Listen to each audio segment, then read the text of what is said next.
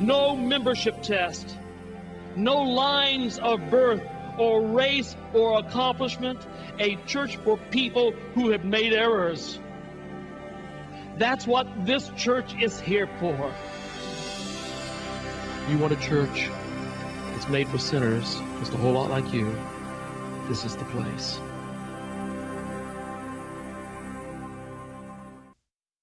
Hello, and welcome to Faith for Today. Antwon Fisher is a movie about a young man who was abandoned at birth, and he was raised in abusive orphanages, foster homes, reform schools. When he was 18, he joined the Navy, where his anger caused him to get into several fights. And when he was ordered to undergo counseling, the psychologist encouraged Antwon to find his roots, and that would help him begin healing. Eventually, he reached one aunt and uncle who took him to where his estranged mother lived. Antwon asked for some explanation as to why she had never come to his rescue. She didn't answer. She didn't even look at her son. She simply stared ahead with tears rolling down her face. Antwon gently kissed her on the cheek and walked away.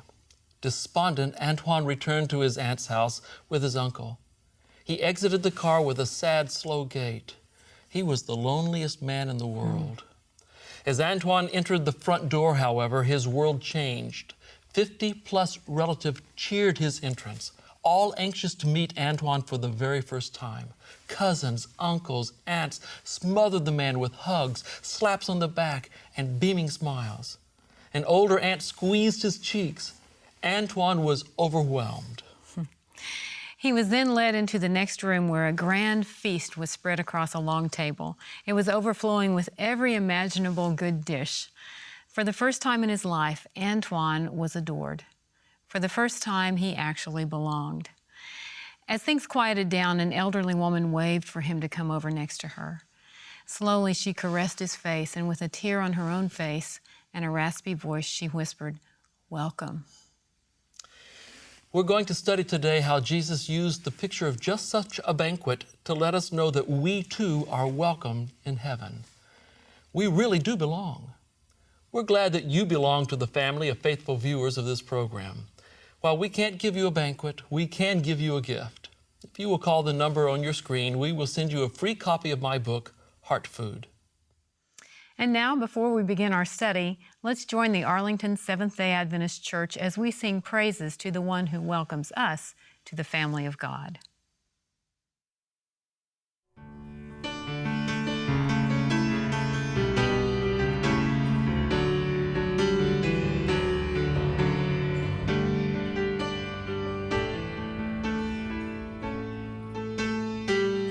The sun cannot compare to the glory of your love. There is no shadow in your presence.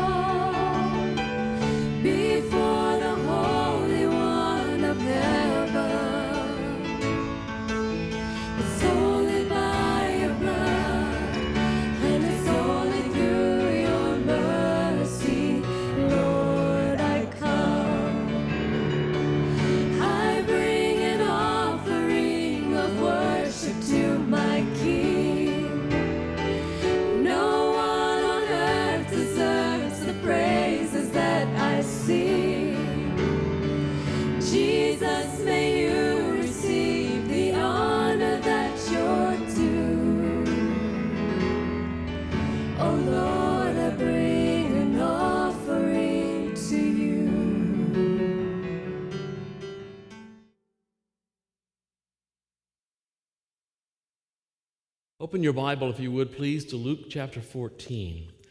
And as you're looking that up, let me share with you. From time to time, I get an email of actual announcements in church bulletins, different things that have appeared in church bulletins. These are supposed to be the actual announcements. Let me share with you just a few that I've found there, at least some that I think are kosher enough to share here. First of all, one says, Thursday night, potluck supper, prayer and medication to follow. I've been to some of those potlucks, by the way. This afternoon, there will be a meeting in the south and north ends of the church. Children will be baptized at both ends. I don't know what that means. This being Easter Sunday, we will ask Mrs. Lewis to come forward and lay an egg on the altar. You could charge admission for that, I think. Hymn of praise, angels we have heard get high. And here's one. Bring wife and one other covered dish to banquet. Actual announcements in church bulletins. Now, you may think that I've taken the long way around to get to our topic today. Actually, we're going to talk about banquets. And when we talk about a banquet, especially when it is Jesus' banquet, that is the topic of discussion, we're also talking about joy, merriment, even laughter. We're talking about the banquet. Now, for many, banquet has become a bad word because banquet to them means bland food and bad programming. Today, we rarely look forward to a banquet with great anticipation and excitement. At best, banquets honor someone we care about and for whom we'll put up with bad food and bad entertainment. Today, the only possible exception to the boring banquet rule, I believe, is the wedding banquet, also called a reception or a party. The average wedding in the United States today costs over $18,000. Fathers of daughters, be afraid, be very afraid. Weddings have become an extravagance and excess. Where else can you get a slice of dessert from a cake that is taller than your head? Where else can you abandon your high-fiber, low-fat intentions and blissfully snack on cheese and chocolate-covered strawberries and everything else? Where else can you escape your usual khakis and blue jeans or pinstripe suits in order to put on a cummerbund? Where else can you do that? A wedding still offers the best chance you have of experiencing the joy of an ancient banquet, the joy of celebrating together. Feasts and banquets were not obligations in those days.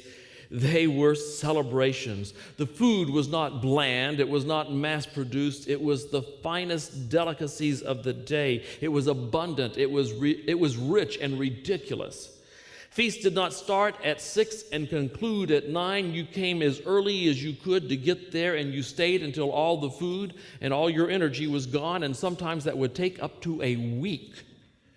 They would stay at your house. You threw a banquet, they're there until the food's gone, and it could last a week.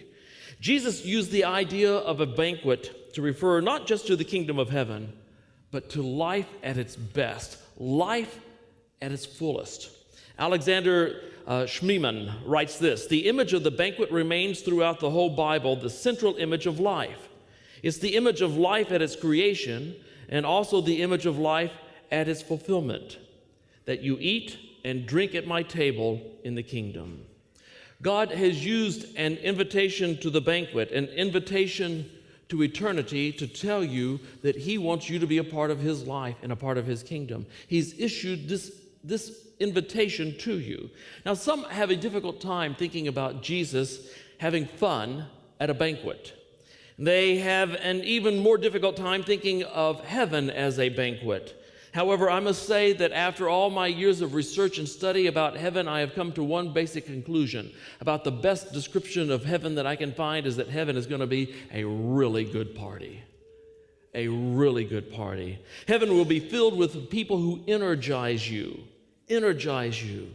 You will enjoy their presence. Everyone who will be there will be so excited about being there that there will be a lot of laughter. There will be food aplenty. There will be celebrating. There will be dancing. There will be laughter and joy in heaven.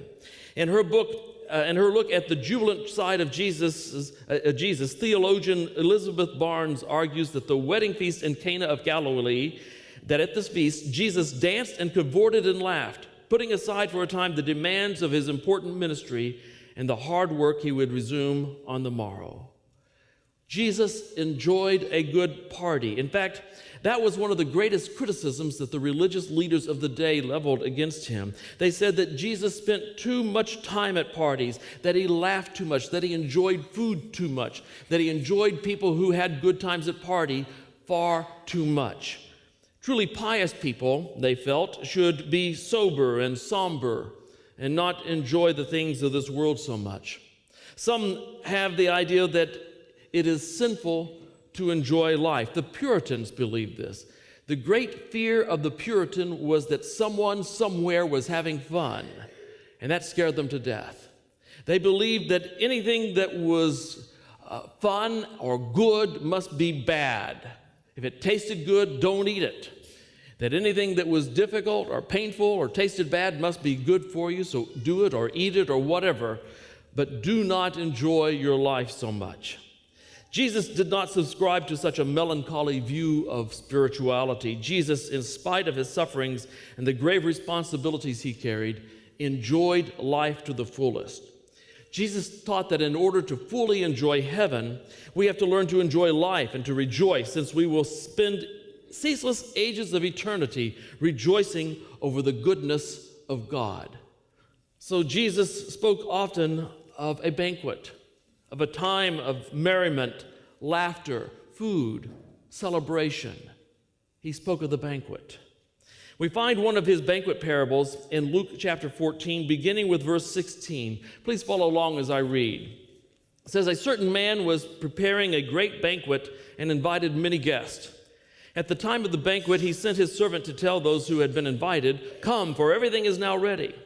But they all alike began to make excuses. The first said, 'I have just bought a field and must go and see it. Please excuse me.' Another said, 'I have just bought 5 yoke of oxen and I'm on my way to try them out. Please excuse me.' Still another said, 'I just got married, so I can't come.' The servant came back and reported this to his master. Then the owner of the house became angry and ordered his servant, 'Go out quickly into the streets and alleys of the town and bring in the poor, the crippled, the blind, and the lame.'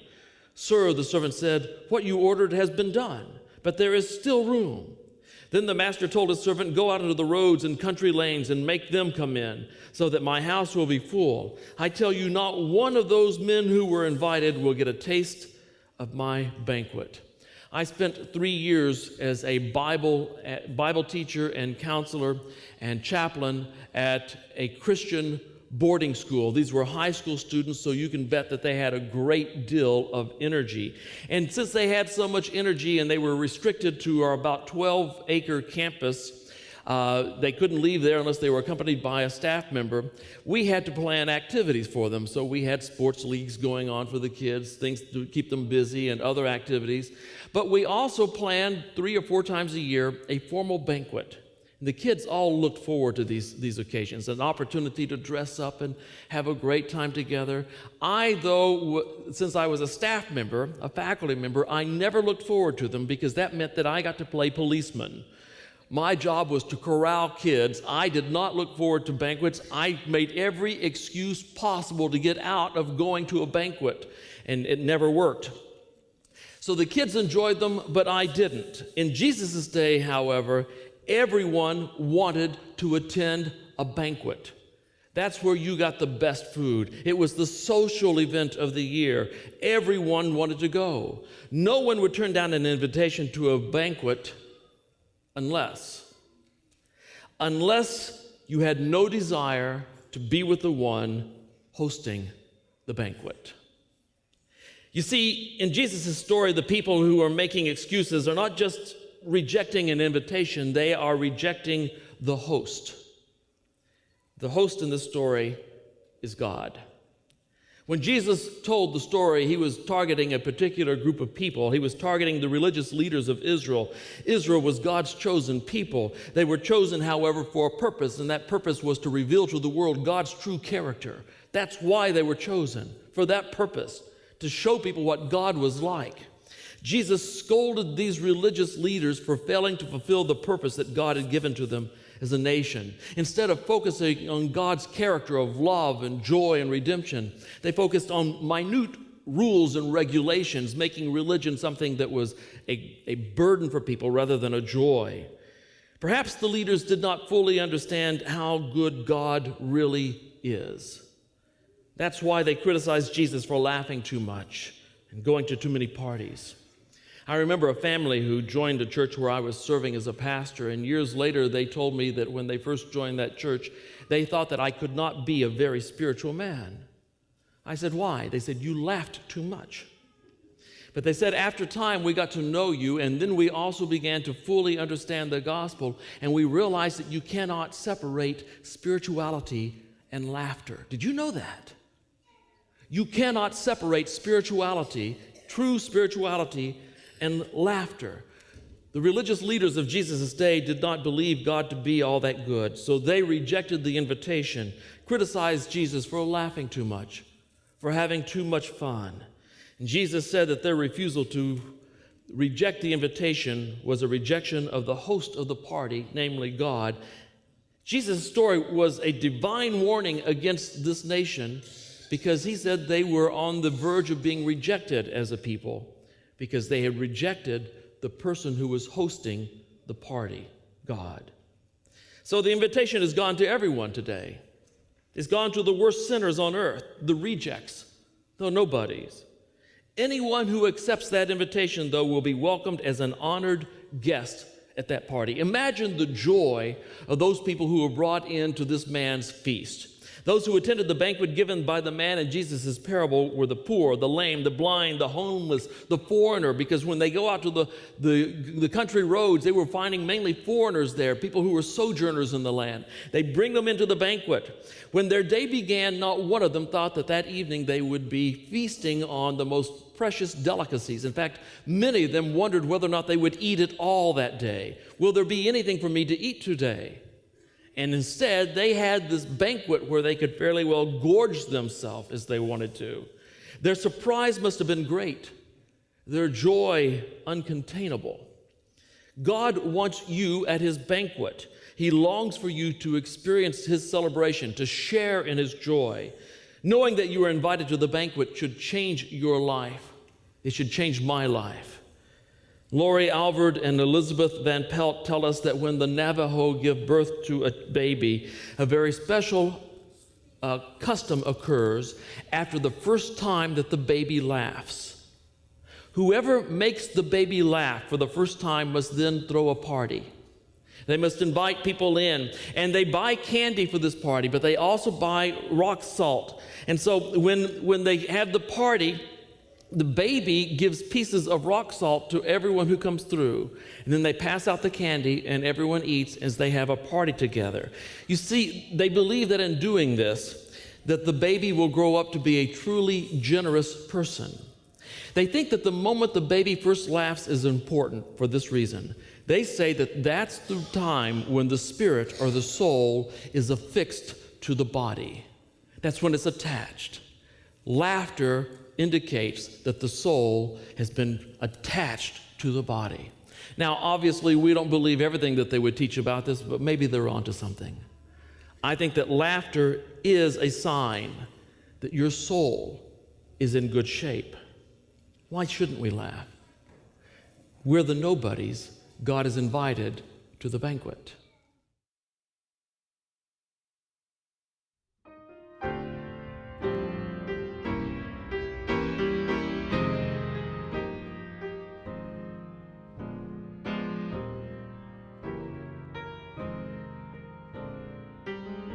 Do you love him more than anything?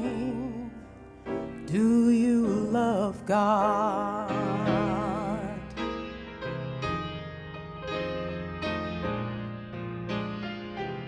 Do you love him more than anything? Do you love God?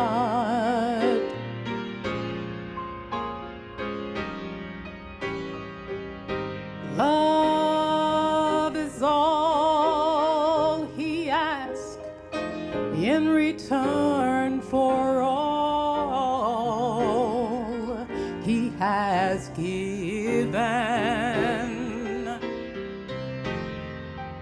Love will be the endless theme for all the host of heaven. Do you love him more than your house or your home?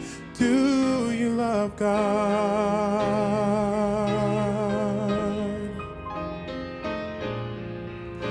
Do you love him more than all that you own? Do you love God?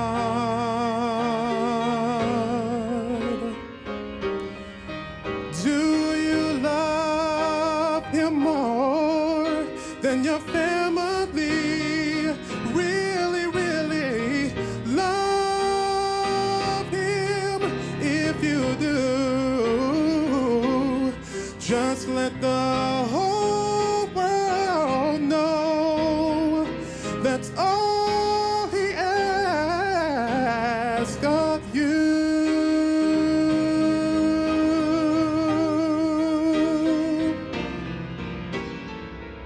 Do you love him more than your job or your friends? Do you love God?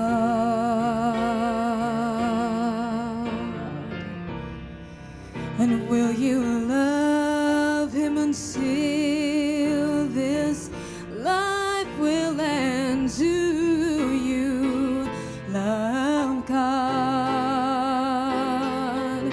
Oh, do you love him more than anything?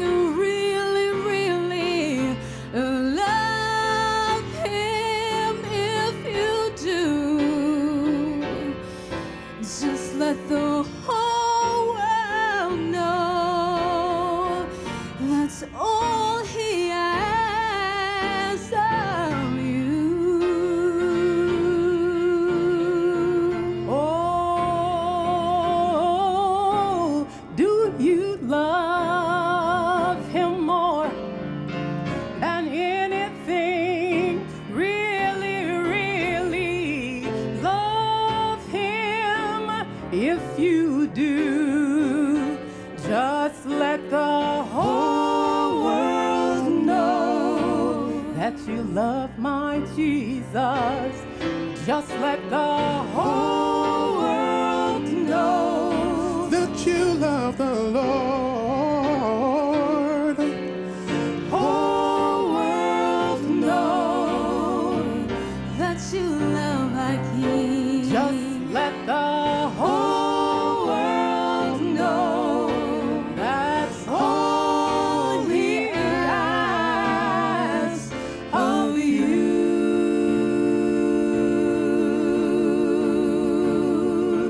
Just let the whole world know that's all he asks of you.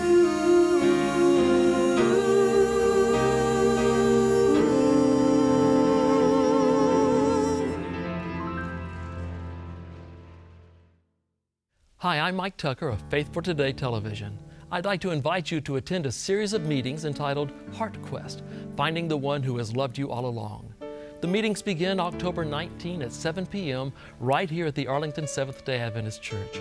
These grace-filled messages will help guide in your heart's quest, the quest to experience more of God. Don't miss out on this powerful series. For more information, go to heartquest.info. I'll see you here.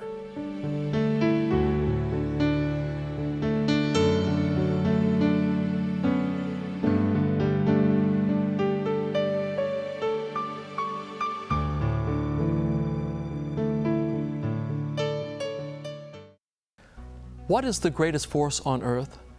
Paul in 1 Corinthians 13 declares it to be love. Here is a story from history that illustrates this truth.